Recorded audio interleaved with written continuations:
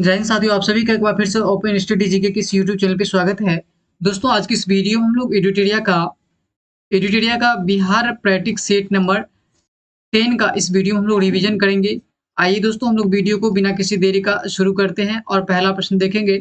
देखिए, पहला प्रश्न की बात करेंगे तो पहला प्रश्न आपको प्राचीन नालंदा विश्वविद्यालय को किस वर्ष विश्व विरासत स्थल की सूची में शामिल किया गया है। तो दोस्तों, नालंदा विश्वविद्यालय की बात करेंगे तो इनको जो है 2016 में जो है विश्व विरासत की सूची में जो है शामिल किया गया है। तो इस प्रश्न का जो राइट आंसर हो जाएगा ऑप्शन नंबर बी हो जाएगा।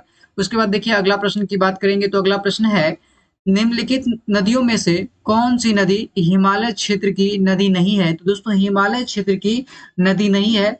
ऑप्शन ए में देखिए गगरा है, और बी में जो है सकरी है, सी में बागमती है, और डी में जो है एक से अधिक है। तो दोस्तों, निम्नलिखित नदियों में से कौन सी नदी हिमालय क्षेत्र की नदी नहीं है। तो सकरी की बात करेंगे तो यह जो है हिमालय क्षेत्र की नदी नहीं है। इस प्रश्न का जो राइट आंसर हो जाएगा ऑप्शन नंबर बी हो जाएगा। उसके बाद देखिए, तीसरा प्रश्न है किस स्थान से गंगा नदी समतल भूमि पर बहना प्रारंभ करती है। तो दोस्तों, गंगा नदी की बात करेंगे तो यह जो है हरिद्वार के आसपास के क्षेत्र से जो है समतल भूमि पर बहना प्रारंभ करती है। तो इस प्रश्न का जो राइट आंसर हो जाएगा ऑप्शन नंबर ए हो जाएगा। उसके बाद देखिए, हम लोग देखेंगे चौथा प्रश्न है दिए गए विकल्प में से किस जिला में पुरानी जलोढ़ मिट्टी की सर्वाधिक बहुलता पाई जाती है। तो दोस्तों, पुरानी जलोढ़ मिट्टी की बात करेंगे तो देखिए, हम लोग देखेंगे ऑप्शन ए में है किशनगंज, और बी में है सहरसा, सी में है गया, और डी में एक से अधिक है। तो दोस्तों, पुरानी जलोढ़ मिट्टी की बात करेंगे तो सर्वाधिक बहुलता जो है गया के आसपास के क्षेत्र में हमें देखने को मिलता है। तो इस प्रश्न का जो राइट आंसर हो जाएगा ऑप्शन नंबर सी हो जाएगा। बिहार की जलवायु के अंतर्गत कौन सी ऋतुएं प्रचलित है। तो दोस्तों, बिहार की जलवायु के अंतर्गत जो है कौन सी ऋतुएं जो है प्रचलित है। तो देखिए, इसमें जो है शीत ऋतु, ग्रीष्म ऋतु, वर्षा ऋतु, यानी सभी ऋतु जो है प्रचलित है। तो इस प्रश्न का जो राइट आंसर हो जाएगा ऑप्शन नंबर डी हो जाएगा, यानी एक से अधिक हो जाएगा। उसके बाद देखिए, सतधारा या सतधारवा कुंड स्थित है। तो दोस्तों, सतधारा कुंड की बात करेंगे तो यह जो है कहाँ स्थित है। तो दोस्तों, यह जो है ऑप्शन ए में मुंगेर है, बी में सासाराम है, और सी में राजगीर है। तो दोस्तों, सतधारा कुंड की बात करेंगे तो यह जो है राजगीर में स्थित है। तो इस प्रश्न का जो राइट आंसर हो जाएगा ऑप्शन नंबर सी हो जाएगा। उसके बाद देखिए, राम कुंड हो जाएगा, लक्ष्मण कुंड, सीता कुंड, ऋषि कुंड की बात करेंगे तो यह तीनों कुंड जो है मुंगेर में स्थित है। अगला प्रश्न है भारत तथा नेपाल सरकार की सहमति से कोसी परियोजना की शुरुआत कब की गई है। तो दोस्तों, कोसी परियोजना की शुरुआत जो है भारत तथा नेपाल सरकार की सहमति से कब किया गया था। देखिए, ऑप्शन ए में है 1948, और 1949, 1954, और इनमें से कोई नहीं है। तो दोस्तों, कोसी परियोजना की बात करेंगे तो इनकी शुरुआत जो है 1954 ईस्वी में जो है भारत तथा नेपाल सरकार की सहमति से की गई थी। तो इस प्रश्न का जो राइट आंसर हो जाएगा ऑप्शन नंबर सी हो जाएगा। उसके बाद देखिए, अगला प्रश्न की बात करेंगे तो अगला प्रश्न है भीम बांध अभ्यारण्य कहाँ स्थित है। तो दोस्तों, भीम बांध की बात करेंगे तो यह अभ्यारण्य कहाँ स्थित है। ऑप्शन ए में है पश्चिम चंपारण, और बी में जो है कैमूर है, और सी में मुंगेर है। तो दोस्तों, भीम बांध परियोजना की बात करेंगे तो यह जो है मुंगेर में स्थित है। तो इस प्रश्न का जो राइट आंसर हो जाएगा ऑप्शन नंबर सी हो जाएगा। बिहार का सर्वाधिक वन वाला जिला कौन सा है। तो दोस्तों, बिहार का सर्वाधिक वन वाला जिला की बात करेंगे तो कैमूर में जो है बिहार में सबसे अधिक वन जो है देखने को मिलता है। तो इस प्रश्न का जो राइट आंसर हो जाएगा ऑप्शन नंबर बी हो जाएगा। उसके बाद देखिए, अगला प्रश्न है अबरक का सर्वाधिक उत्पादन कहाँ होता है। तो दोस्तों, अबरक की बात करेंगे तो इनका उत्पादन जो है सर्वाधिक गया में होता है। तो इस प्रश्न का जो राइट आंसर हो जाएगा ऑप्शन नंबर ए हो जाएगा। उसके बाद देखिए, अगला प्रश्न की हम लोग बात करेंगे, प्रश्न संख्या हम लोग 11 देखेंगे। 11 नंबर प्रश्न है 2011 के जनगणना के अनुसार भारत तथा बिहार का जो जनसंख्या घनत्व क्रमशः है। तो दोस्तों, भारत तथा बिहार का जनसंख्या घनत्व की बात करेंगे तो यह जो है आपको देखिए, ऑप्शन ए में है 318 और 1106, और बी में जो है 382 एवं 1106 है, और सी में देखिए 382 एवं 1084 है, डी में है कोई नहीं है। तो दोस्तों, भारत एवं बिहार की बात करेंगे तो देखिए, भारत की जनसंख्या घनत्व की बात करेंगे तो 382 है, और बिहार की जनसंख्या घनत्व की बात करेंगे तो 1106 हो जाएगा। तो इस प्रश्न का जो राइट आंसर हो जाएगा ऑप्शन नंबर बी हो जाएगा। उसके बाद देखिए, 2011 की जनगणना से एक और प्रश्न है 2011 के जनगणना के अनुसार न्यूनतम लिंगानुपात वाला जिला कौन सा है? तो दोस्तों 2011 के जनगणना के अनुसार जो है न्यूनतम लिंगानुपात वाला जिला की बात करेंगे तो इनमें जो है मुंगेर हो जाएगा, और सर्वाधिक लिंगानुपात वाला जिला की बात करेंगे तो गोपालगंज का जो है बिहार में सर्वाधिक लिंगानुपात देखने को मिलता है। और न्यूनतम लिंगानुपात की बात करेंगे तो मुंगेर जो है इस प्रश्न का राइट आंसर हो जाएगा। बिहार स्थित बरौनी तेल शोधक कारखाना किस देश के सहयोग से स्थापित किया गया है? तो दोस्तों बिहार के जो है बरौनी में तेल शोधक कारखाना जो है किस देश के सहयोग से स्थापित किया गया है? तो यह जो है रूस के सहयोग से स्थापित किया गया है। तो इस प्रश्न का जो राइट आंसर हो जाएगा ऑप्शन नंबर सी हो जाएगा। बिहार में विद्युत इंजन कारखाना स्थित है। तो दोस्तों बिहार में जो है विद्युत इंजन की कारखाना जो है मधेपुरा में जो है स्थापित किया गया है। तो इस प्रश्न का जो राइट आंसर हो जाएगा ऑप्शन नंबर बी हो जाएगा। उसके बाद देखिए 15 नंबर प्रश्न है मेढोरा 15 नंबर है मढोरा स्थित डीजल रेल कारखाना द्वारा निर्मित शक्तिशाली डीजल इंजन गजराज कितने हॉर्स पावर का है? तो दोस्तों गजराज की बात करेंगे तो यह जो है कितने हॉर्स पावर का है? तो यह जो है लगभग जो है 6000 HP का है। तो इस प्रश्न का जो राइट आंसर हो जाएगा ऑप्शन नंबर ए हो जाएगा। बिहार राज्य पथ परिवहन निगम की स्थापना कब की गई है? तो दोस्तों बिहार राज्य पथ परिवहन निगम की स्थापना कब किया गया है? तो यह जो है 1959 में किया गया था। तो इस प्रश्न का जो राइट आंसर हो जाएगा ऑप्शन नंबर डी हो जाएगा। देखिए बिहार सरकार द्वारा प्रति वर्ष स्थापना दिवस कब मनाया जाता है? तो दोस्तों बिहार का जो है स्थापना दिवस की बात करेंगे तो यह जो है प्रतिवर्ष जो है 22 मार्च को मनाया जाता है। तो इस प्रश्न का जो राइट आंसर हो जाएगा ऑप्शन नंबर बी हो जाएगा। बिहार विधानसभा में अनुसूचित जनजाति के लिए आरक्षित सीटों की संख्या है। तो दोस्तों बिहार विधानसभा में जो है अनुसूचित जनजाति की बात करेंगे तो इनके लिए जो है आरक्षित की संख्या जो है अनुसूचित जनजाति के लिए आरक्षित सीटों की संख्या 2 हो जाएगा। तो इस प्रश्न का जो राइट आंसर हो जाएगा ऑप्शन नंबर बी हो जाएगा। उसके बाद देखिए दोस्तों अगला प्रश्न की बात करेंगे तो अगला प्रश्न है 19 नंबर प्रश्न है भारतीय संविधान के किस अनुच्छेद के अंतर्गत विधानसभा के सदस्य बनने हेतु 25 वर्ष न्यूनतम आयु सीमा जो है तय की गई है? तो दोस्तों यह जो है किस अनुच्छेद में कहा गया है कि विधानसभा का जो सदस्य बनेगा उनके लिए जो है न्यूनतम आयु सीमा की बात करेंगे तो 25 वर्ष जो है होना चाहिए। तो देखिए यह जो है अनुच्छेद देखिए ऑप्शन ए में है अनुच्छेद 168 है, और बी में जो है अनुच्छेद 171 है, सी में अनुच्छेद 172 है, और डी में जो है इनमें से कोई नहीं है। तो दोस्तों भारतीय संविधान के किस अनुच्छेद के अंतर्गत जो है विधानसभा के सदस्य बनने हेतु आयु जो है न्यूनतम जो है 25 वर्ष होना चाहिए? तो यह जो है अनुच्छेद 173 में कहा गया है। तो इस प्रश्न का जो राइट आंसर हो जाएगा ऑप्शन नंबर डी हो जाएगा, यानी उपयुक्त में से कोई नहीं हो जाएगा। और राइट आंसर की बात करेंगे तो अनुच्छेद 173 हो जाएगा। राज्यपाल के विधायी शक्तियों में शामिल है। तो दोस्तों राज्यपाल के विधायी शक्ति की बात करेंगे तो अध्यादेश जारी करना यह जो इनकी विधायी शक्ति में शामिल है। उसके बाद सत्रवासान भी है और संयुक्त अधिवेशन को आहूत करना यह भी है। तो इस प्रश्न का जो राइट आंसर हो जाएगा यानी एक से अधिक हो जाएगा, ऑप्शन नंबर डी जो है राइट आंसर हो जाएगा। उसके बाद अगला प्रश्न देखिए बिहार की पहली महिला मुख्यमंत्री कौन है? तो दोस्तों बिहार की पहली महिला मुख्यमंत्री की बात करेंगे तो यह जो है श्रीमती राबड़ी देवी जो है बिहार की पहली महिला मुख्यमंत्री बनाई गई थी। इस प्रश्न का जो राइट आंसर हो जाएगा ऑप्शन नंबर डी हो जाएगा। उसके बाद देखिए दोस्तों अगला प्रश्न देखेंगे हम लोग देखेंगे 22वां नंबर प्रश्न है राज्य स्थित सचिवालय का मुख्य कार्य है। तो दोस्तों यानी राज्य में जो है सचिवालय जो है होता है उनका कार्य क्या होता है? तो देखिए ऑप्शन ए में है नीति निर्धारण करना, और बी में है विभागीय मंत्री की सहायता, और सी में जो है विधान नियमावली का जो है गठन करना, और डी में जो है उपयुक्त में से एक से अधिक है। तो दोस्तों राज्य में स्थित सचिवालय का मुख्य कार्य होता है नीति निर्धारण करना और विभागीय मंत्री की सहायता करना और विधान नियमावली का गठन करना। तो इस प्रश्न का जो राइट आंसर हो जाएगा एक से अधिक हो जाएगा, यानी तीनों ए बी सी तीनों सही है। तो इस प्रश्न का राइट आंसर हो जाएगा ऑप्शन नंबर डी हो जाएगा।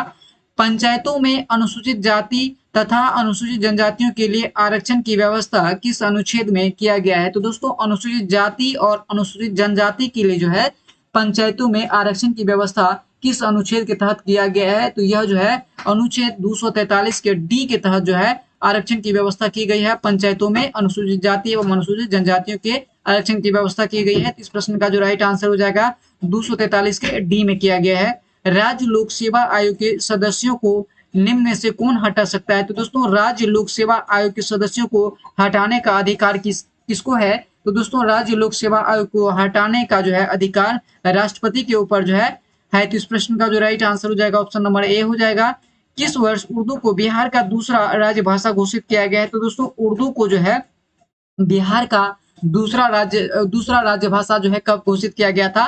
तो यह जो है 1984 में किया गया है। तो इस प्रश्न का जो राइट आंसर हो जाएगा ऑप्शन नंबर सी हो जाएगा। उसके बाद देखिए अगला प्रश्न है 26 नंबर प्रश्न है, बिहार में नमक सत्याग्रह की शुरुआत कहाँ से किया गया है? तो दोस्तों बिहार में देखिए नमक सत्याग्रह की बात करेंगे तो इनकी शुरुआत कहाँ से किया गया है? तो बिहार में नमक सत्याग्रह की शुरुआत जो है चंपारण और सारण दोनों जगह से किया गया था। तो इस प्रश्न का जो राइट आंसर हो जाएगा यानी ए और बी हो जाएगा। तो उपयुक्त में से एक से अधिक यानी करेक्ट आंसर की बात करेंगे तो ऑप्शन नंबर डी जो है इस प्रश्न का राइट आंसर हो जाएगा। किस क्षेत्र से राहुल संकीर्तनानंद 1920 के असहयोग आंदोलन में सक्रिय थे? तो दोस्तों राहुल संकीर्तनानंद की बात करेंगे तो 1920 में जो है यह जो है किस क्षेत्र में जो है सक्रिय था? तो यह जो है अन्नावाड़ी या अंबारी से जो है असहयोग आंदोलन में सक्रिय थे। तो इस प्रश्न का जो राइट आंसर हो जाएगा ऑप्शन नंबर ए हो जाएगा। अन्नावाड़ी या अंबारी से सक्रिय थे कौन? राहुल संकीर्तनानंद। बिहार में किस जिला के लोगों ने चौकीदारी कर देना बंद कर दिया था? तो दोस्तों बिहार में जो है किस जिला के लोगों ने चौकीदारी कर देना जो है बंद कर दिया था? तो देखिए यह जो है यानी सारण के लोग भी बंद कर दिया था और पटना के भी और बेतिया के। तो इस प्रश्न का जो राइट आंसर हो जाएगा एक से अधिक हो जाएगा। यानी बिहार में किस जिला के लोगों ने चौकीदारी कर देना बंद कर दिया था? तो सारण के लोग था और पटना और बेतिया यानी ए बी सी तीनों जो है सही हो जाएगा। तो इस प्रश्न का जो राइट आंसर हो जाएगा ऑप्शन नंबर डी की बात करेंगे तो डी जो है इस प्रश्न का राइट आंसर हो जाएगा। उसके बाद अगला प्रश्न देखिए, बिहार में द्वैध शासन प्रारंभ होने के बाद बिहार के गवर्नर जो है बने थे। तो दोस्तों बिहार में द्वैध शासन प्रारंभ होने के बाद गवर्नर कौन बने थे? तो ऑप्शन ए में देखिए सत्येंद्र प्रसाद सिन्हा है और बी की बात करेंगे तो बी में जो है श्री कृष्ण सिंह थे और सी में जो है डॉक्टर सच्चिदानंद सिन्हा थे और उपयुक्त में से कोई नहीं है। तो दोस्तों बिहार में द्वैध शासन प्रारंभ होने के बाद बिहार के गवर्नर जो है सत्येंद्र प्रसाद सिन्हा बनाए गए थे। तो इस प्रश्न का जो राइट आंसर हो जाएगा ऑप्शन नंबर ए हो जाएगा। उसके बाद देखिए दोस्तों अगला प्रश्न है 1937 के बिहार विधानसभा चुनाव के फलस्वरूप सरकार गठन के समय बिहार के राज्यपाल थे। तो दोस्तों 1937 के दौरान जो है यानी 1937 में जो इलेक्शन हुआ था बिहार विधानसभा चुनाव के फलस्वरूप सरकार गठन के समय बिहार के राज्यपाल कौन थे? तो दोस्तों 1937 की बात करेंगे तो 1937 में बिहार के राज्यपाल जो है एमजी हेलेट थे। तो इस प्रश्न का जो राइट आंसर हो जाएगा ऑप्शन नंबर बी हो जाएगा। बिहार में व्यक्तिगत सत्याग्रह के दूसरे सत्याग्रही थे। तो दोस्तों बिहार में जो है व्यक्तिगत सत्याग्रह के दूसरे सत्याग्रही की बात करेंगे तो अनुग्रह नारायण सिन्हा जो है थे। तो इस प्रश्न का जो राइट आंसर हो जाएगा ऑप्शन नंबर बी हो जाएगा। भारत छोड़ो आंदोलन के समय 11 अगस्त 1942 को पटना सचिवालय गोलीकांड में मरने वाले छात्रों की संख्या थी। तो दोस्तों 11 अगस्त को जो है 1942 को पटना स्थित सचिवालय में गोलीकांड हुआ था जिनमें मरने वाले की संख्या की बात करेंगे तो इनमें जो है 7 व्यक्ति की जो है हत्या की गई थी। तो इस प्रश्न का जो राइट आंसर हो जाएगा ऑप्शन नंबर बी हो जाएगा। उसके बाद देखिए अगला प्रश्न है किस आंदोलन के समय बिहार में आजाद दस्ता सक्रिय रहा है? तो दोस्तों बिहार में आजाद दस्ता की बात करेंगे तो यह जो है किस आंदोलन के दौरान जो है सक्रिय रहा था? ऑप्शन ए में देखिए भारत छोड़ो आंदोलन है, असहयोग आंदोलन है, खिलाफत आंदोलन है और एक से अधिक है। तो दोस्तों आजाद दस्ता की बात करेंगे तो यह जो है भारत छोड़ो आंदोलन के दौरान जो है सक्रिय रहा था। तो इस प्रश्न का जो राइट आंसर हो जाएगा ऑप्शन नंबर ए हो जाएगा। निम्न में से किसने बिहार छात्र परिषद का गठन किया था? तो दोस्तों बिहार छात्र परिषद का गठन जो है यह जो है राजेंद्र प्रसाद के द्वारा किया गया था। तो इस प्रश्न का जो राइट आंसर हो जाएगा ऑप्शन नंबर सी हो जाएगा। गौ हत्या रोकने के लिए बिहार में गौरक्षी सभा की स्थापना हुई थी। तो दोस्तों बिहार में गौरक्षी सभा की स्थापना जो है कब हुई थी?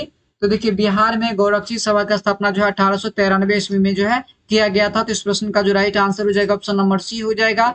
उसके बाद देखिए अगला प्रश्न है बिहार में नोनियो विद्रोह का कब हुआ था? तो दोस्तों बिहार में जो है नोनिया विद्रोह की बात करेंगे तो कब हुआ था? यह जो है 1869 से लेकर के जो है 1890 के बीच में हुआ था। तो इस प्रश्न का जो राइट आंसर हो जाएगा ऑप्शन नंबर सी हो जाएगा। निम्न में से कौन सा क्षेत्र फ्रांसीसी व्यापारियों का जो है केंद्र रहा है? तो दोस्तों फ्रांसीसी व्यापारियों के केंद्र की बात करेंगे तो यह जो है ऑप्शन ए में देखिए पटना है, बी में भागलपुर है और सी में चंदनगर है और डी में जो है कोई नहीं है। तो दोस्तों फ्रांसीसियों के व्यापारी केंद्र की बात करेंगे तो चंदनगर था। तो इस प्रश्न का जो राइट आंसर हो जाएगा ऑप्शन नंबर सी हो जाएगा। किसके सूबेदारी काल में अंग्रेज यात्री बर्नियर पटना आया था? तो दोस्तों बर्नियर की बात करेंगे तो यह जो है दाऊद खां के समय में जो है पटना आया हुआ था। तो इस प्रश्न का जो राइट आंसर हो जाएगा ऑप्शन नंबर ए हो जाएगा। निम्न में से कौन सा शेरशाह का उत्तराधिकारी बना था? तो दोस्तों शेरशाह के उत्तराधिकारी की बात करेंगे तो कौन बना था? तो यह जो है इस्लाम शाह बना था। तो इस प्रश्न का जो राइट आंसर हो जाएगा ऑप्शन नंबर सी हो जाएगा। उसके बाद देखिए अगला प्रश्न है 40 नंबर प्रश्न देखेंगे। देखिए 8वीं शताब्दी में मध्य मोखरी वंश शासन की समाप्ति के बाद किस वंश की शासक की जो है नींव बिहार में पड़ी थी? तो दोस्तों मोखरी वंश के समाप्ति के बाद जो है किस वंशीय शासक की जो है नींव बिहार में पड़ी थी? तो देखिए मोखरी वंश के जो है समापन के बाद जो है पाल वंशीय शासक की बिहार में नींव पड़ी थी। तो इस प्रश्न का जो राइट आंसर हो जाएगा ऑप्शन नंबर ए हो जाएगा। बंगाल के किस शासक के समय सिकंदर लोदी ने बंगाल एवं मुंगेर दोनों के बीच सीमा रेखा का निर्धारण किया था? तो दोस्तों सिकंदर लोदी के द्वारा जो है बंगाल एवं मुंगेर दोनों के बीच जो है सीमा रेखा का निर्धारण जो है कब किया गया था? तो यह जो है अलाउद्दीन हुसैन शाह के शासनकाल में जो है किया गया था। तो इस प्रश्न का जो राइट आंसर हो जाएगा ऑप्शन नंबर सी हो जाएगा। बंगाल के किस शासक के समय? तो यह जो है अलाउद्दीन हुसैन शाह के शासनकाल में जो है सिकंदर लोदी के द्वारा जो है बंगाल एवं मुंगेर दोनों के बीच जो है सीमा रेखा का निर्धारण किया था। तो इस प्रश्न का जो राइट आंसर हो जाएगा ऑप्शन नंबर ए हो जाएगा। निम्नलिखित में से किस स्थान पर बख्तियार खिलजी के शव को दफनाया गया था? तो दोस्तों बख्तियार खिलजी की बात करेंगे तो इनके शव को जो है कहाँ दफनाया गया था? तो इनके शव को जो है बिहार शरीफ में दफनाया गया था। तो इस प्रश्न का जो राइट आंसर हो जाएगा ऑप्शन नंबर सी हो जाएगा। उसके बाद देखिए अगला प्रश्न है निम्न में से किस शासक के शासन काल में चतुर्थ बोध संगति का जो है आयोजन किया गया था? तो दोस्तों चतुर्थ बोध संगति का आयोजन जो है कनिष्क के शासन काल में जो है कुंडलवन कश्मीर में किया गया था। तो इस प्रश्न का जो राइट आंसर हो जाएगा ऑप्शन नंबर बी हो जाएगा। उसके बाद देखिए दोस्तों अगला प्रश्न की हम लोग बात करेंगे तो देखिए कर्नाट शासकों में कौन एक महान समाज सुधारक थे? तो दोस्तों कर्नाट शासकों में जो है समाज सुधारक की बात करेंगे तो देखिए ऑप्शन ए में है नरसिंह देव और बी में हरि सिंह देव है और सी में जो है कीर्ति देव है। तो दोस्तों कर्नाट वंश के शासक जो है हरि सिंह की बात करेंगे तो यह जो है एक महान समाज सुधारक थे। तो इस प्रश्न का जो राइट आंसर हो जाएगा ऑप्शन नंबर बी हो जाएगा यानी हरि सिंह देव हो जाएगा। नालंदा महाविहार बिहार को आर्थिक अनुदान देने वाला पहला शासक कौन था? तो दोस्तों नालंदा महाविहार को जो है आर्थिक अनुदान देने वाला शासक की बात करेंगे तो इनमें जो है मुख्य रूप से जो है इनमें जो है धर्मपाल था, देवपाल था, हर्ष था। तो इस प्रश्न का जो राइट आंसर हो जाएगा यानी ए बी और सी तीनों हो जाएगा तो एक से अधिक यानी ऑप्शन नंबर डी की बात करेंगे तो ऑप्शन नंबर डी जो है इस प्रश्न का राइट आंसर हो जाएगा। धर्मपाल, देवपाल और हर्ष था। मगध के परवर्ती गुप्त वंश का संस्थापक कौन था? तो दोस्तों मगध के जो है परवर्ती गुप्त वंश की संस्थापक की बात करेंगे तो इनमें जो है कृष्ण गुप्त था, दामोदर गुप्त था, माधव गुप्त था और कुमार गुप्त था। तो दोस्तों मगध के परवर्ती गुप्त शासक के संस्थापक की बात करेंगे तो इनमें जो है कृष्ण गुप्त था। तो इस प्रश्न का जो राइट आंसर हो जाएगा ऑप्शन नंबर ए हो जाएगा। उसके बाद देखिए दोस्तों अगला प्रश्न है नालंदा विश्वविद्यालय के संस्थापक था? तो दोस्तों नालंदा विश्वविद्यालय की बात करेंगे तो यह जो है कुमारगुप्त के द्वारा जो है नालंदा विश्वविद्यालय का जो है स्थापना किया गया था। तो इस प्रश्न का जो राइट आंसर हो जाएगा ऑप्शन नंबर सी हो जाएगा। मगध पर शासन करने वाले राजवंश का सही क्रम है? तो दोस्तों मगध पर जो है मगध पर शासन करने वाले राजवंशों का सही क्रम जो है सबसे पहले हर्यक वंश का शासन था और उसके बाद जो है शिशुनाग वंश था, उसके बाद नंद था, उसके बाद मौर्य था। इस प्रश्न का जो राइट आंसर हो जाएगा ऑप्शन नंबर बी हो जाएगा। बिहार में मध्य पाषाण काल के अवशेष निम्न में से किस क्षेत्र से प्राप्त हुआ है? तो दोस्तों बिहार में जो है मध्य पाषाण काल का अवशेष जो है देखिए ऑप्शन ए में मुंगेर है और बी में वैशाली है और सी में बात करेंगे तो सी में सारण है। तो दोस्तों बिहार में जो है मध्य पाषाण काल का अवशेष जो है हमें मुंगेर से जो है प्राप्त होता है। तो इस प्रश्न का जो राइट आंसर हो जाएगा ऑप्शन नंबर ए हो जाएगा। उसके बाद देखिए अगला प्रश्न है अंग एवं मगध महाजनपद का उल्लेख किस वेद में मिलता है? तो दोस्तों अंग एवं मगध महाजनपद का उल्लेख की बात करेंगे तो इन दोनों का उल्लेख जो है अथर्ववेद में मिलता है। इस प्रश्न का जो राइट आंसर हो जाएगा ऑप्शन नंबर बी हो जाएगा। दोस्तों आज की इस वीडियो को हम लोग यहीं तक रखेंगे। उम्मीद करते हैं सेशन आप लोग को बेहद पसंद आया होगा। यदि आप हमारे चैनल पर नए हैं तो लाइक, सब्सक्राइब, शेयर जरूर करेंगे। वीडियो देखने के लिए आप सभी को बहुत बहुत धन्यवाद।